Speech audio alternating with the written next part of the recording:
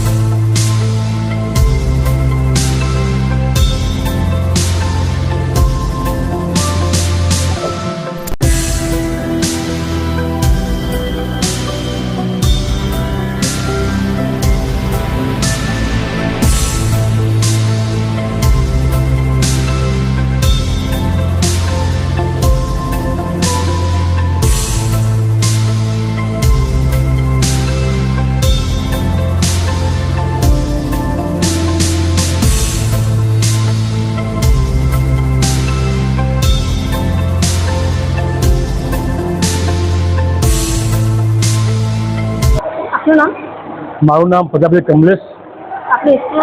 હું Suman high school number 10 લીંબાયત ખાતેની શાળામાં પ્રિન્સિપાલ તરીકે ફરજ બજાવું છું। આજે અમારે ત્યાં બાળકો દ્વારા શાળાકીય વિજ્ઞાન મેળોનું આયોજન કર્યું છે। અમારા તમામ બાળકોએ સુંદર રીતે ભાગ લઈને સરસ આયોજન કર્યું। તેમાં અમે કુલ 6 વિભાગો પાડવામાં આવેલા। 6 વિભાગ જેવા કે food and hygiene, transport and communication, mathematics thinking, transport and transport, natural farming, આવા 6 વિભાગ પાડીને અમે ટોટલ 65 પ્રોજેક્ટ ઉપર હાથ ધર્યો છે અને અમારા બાળકોએ આ 65 પ્રોજેક્ટ ઉપર પોતાના સુંદર વિચાર કરીને રજૂ કરેલા છે। આજે અમારા શાળાના 1100 બાળકો અભ્યાસ કરી રહ્યા છે। તેમને અમે સુંદર આ પ્રોજેક્ટ બતાવ્યા અને સાથે એમના વાલીઓ પણ અહીંયા આવીને પોતે પણ અસર પામ્યા કે બાળકો શું નથી કરી શકતા, એનામાં શક્તિ છુપાયેલી છે કે ધારે તો એવું સર્જન કરી શકે છે કે દુનિયાના અંદર પોતાનું નામ રોશન કરી શકે છે।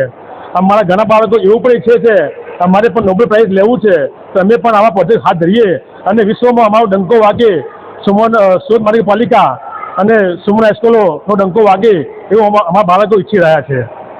કઈ ક્લાસના બાળકોએ ભાગ લીધો? આ 65 પ્રોજેક્ટ જે છે તેની અંદર ધોરણ 9, 10, 11 અને 12ના બાળકોએ પ્રોજેક્ટ હાથ ધર્યો છે। ન્યૂઝ ચેનલના માધ્યમથી બાળકોને શું કહેવા માંગો છો? મારો મેસેજ એક જ છે કે જે પણ પ્રોજેક્ટ હોય એ લોકોને હિતકારી હોય, એમના માટે ઉપયોગી હોય એવા પ્રોજેક્ટો અહીં હાથ ધર્યા અને એ પ્રોજેક્ટ થકી અમારા વિસ્તારના અને દેશ દુનિયાના લોકોને પણ અમારા પ્રોજેક્ટ પસંદ પડે અને એ પ્રોજેક્ટ ઉપર અમારું નામ રોશન થાય એ મારો વિચાર પ્રગટ કરું છું। ये QR कोड स्कैन करके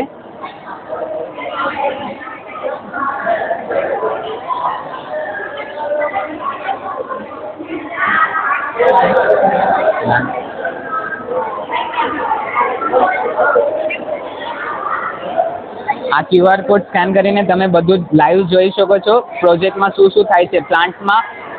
આ જો કયું સેન્સર કયું પંપ ઓન છે, પાણી શામાંથી કયા પ્લાન્ટમાં જાય છે, અને પછી બઝર ઓન છે, આરડીનો સેન્સર્સ ઓન છે, બધું લાઈવ જોઈ શકો છો.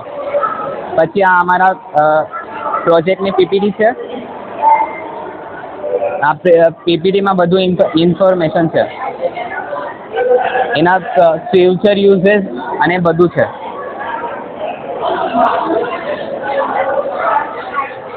आपका नाम? निखिल प्रेमराज पवार. कौन सी क्लास में पढ़ते हो? हाँ, मैं 12th साइंस में पढ़ता हूँ. ये किस चीज का प्रयोग है? हाँ, जैसे कि अभी न्यूज़ में आता रहता है कि अल्कोहल कंज्यूम करके पब्लिक ट्रांसपोर्ट चलाते हैं या स्कूल बसेस चलाते हैं तो उससे एक्सीडेंट्स होते हैं. तो हमने एक अल्कोहल सेंसर बनाया है जिसका उपयोग करके हम दुर्घटना को रोक सकते हैं. जैसे कि हम एक स्टीयरिंग व्हील में अल्कोहल सेंसर फिट करेंगे. अगर जो ड्राइवर ने अल्कोहल कंज्यूम किया होगा तो स्टीयरिंग व्हील में वो अल्कोहल सेंसर उसको सेंस करके एक बजर या एक सेंसर बजाएगा, जिसकी वजह से अगर पब्लिक ट्रांसपोर्ट होगा या बसेस होगी तो उसमें जो लोग होंगे वो उनको जाकर कहेंगे कि आपने अल्कोहल कंज्यूम किए तो आप कृपया गाड़ी रोक दे. या तो वो हम जो सेंसर होगा, जो बजर बजेगा उसकी फ्रीक्वेंसी ऐसी होगी कि जिसका आवाज़ एक व्यक्ति ज़्यादा से ज़्यादा 5 या 10 मिनट सुन सकता है.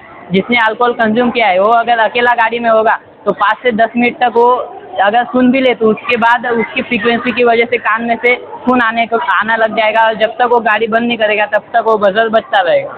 इस प्रोजेक्ट बनाने में आपको कितना टाइम लगा? ये प्रोजेक्ट बनाने में हमको पहले 5 दिन तो हमने सिर्फ कैसा बनाना है उस पर रिसर्च किया, क्या क्या कर सकते हैं उस पर रिसर्च किया, फिर 10 दिन तक इसको बनाया. आपका नाम? મારું નામ ખુશ્બુ પાટીલ છે. कई क्लास में છો? અમે 12 साइंस के विद्यार्थी हैं. आ कई वस्तु प्रोग्राम है? हमारे स्कूल में साइंस फेयर का आयोजन किया हुआ है जिसमें हमारा प्रोजेक्ट है इलेक्ट्रिसिटी जनरेट बाय फूटस्टेप्स. આના શું ફાયદા છે? मैम आना फायदा एवा है कि आपने हम सिर्फ यहाँ पे चल के ही इलेक्ट्रिसिटी को जनरेट कर सकते हैं. कैसे? जब हम कोई पण जगह पे चलते हैं तब हमारे में यांत्रिक ऊर्जा होती है. वो यांत्रिक ऊर्जा से हम चलेंगे तो उसका हम विद्युत ऊर्जा में उसका रूपांतर करने वाले हैं. जैसे कि हमने यहाँ पे पीजो इलेक्ट्रिक सेंसर लगाया है, और वो जो पीजो इलेक्ट्रिक सेंसर होता है ना, उस पर प्रेशर जब गिरता है तब वो उसका हम विद्युत ऊर्जा इलेक्ट्रिक एनर्जी में उसका कन्वर्ट करेंगे. और यहाँ पे हम इसका लाइट्स लगा के आउटपुट डिवाइस जैसे कि मोबाइल को चार्ज करने के लिए कर सकते हैं. इसका फ्यूचर में उपयोग ऐसा है कि हमारे पास पेट्रोल डीजल जेवा मर्यादित साधन है, और वो जब खत्म हो जाएंगे तब हम ऐसे जो डेवलपमेंट कर सकते हैं जिससे बिना फ्यूल के, बिना पेट्रोल ईंधन के हम इलेक्ट्रिसिटी को प्राप्त कर सकेंगे. ये प्रोजेक्ट बनाने में कितना टाइम लगा? प्रोजेक्ट बनाने में 10 से 15 दिन का समय लगा था.